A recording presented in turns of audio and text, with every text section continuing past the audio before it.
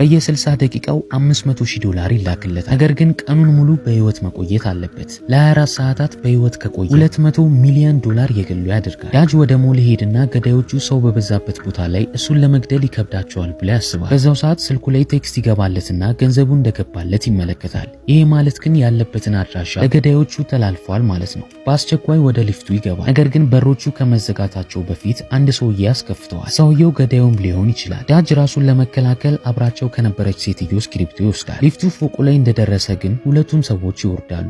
ዳጅ ቀለል ብሎት ከሊፍቱ ይወጣል። ወደ ኋላው ሲዞር ግን ተመሳሳዩን ሰውዬ ይመለከተውና የተደበቀውን ቢላ በመውጣት አደነው ይጀምራል። ዳጅ ሮጦ ቢያመልጥም መውጫ ወደ ሌለው ክፍል ይደርሳል። በዚህም ወደ መጸዳጃ ቤቱ በመግባት አንደኛው ሽንት ቤት ውስጥ ይደበቃል። ብዙም ሳይቆይ ሰውዬው ይመጣና ተንበርክኮ እሱን መፈለግ ይጀምራል። ነገር ግን ዳጅ ሲንኩ ላይ በመቆሙ የታየው ነገር አልነበረም። ሰውየው ግን እዚህ እንዳለ ስለሚያውቅ እጁ ላይ የደበቀውን መሳሪያ በማውጣት ጃኬቱን ያስቀምጠዋል። ዳጅ በተመሳሳይ ትንፋሹን እንኳን ላለማሰማት ይሞክራል።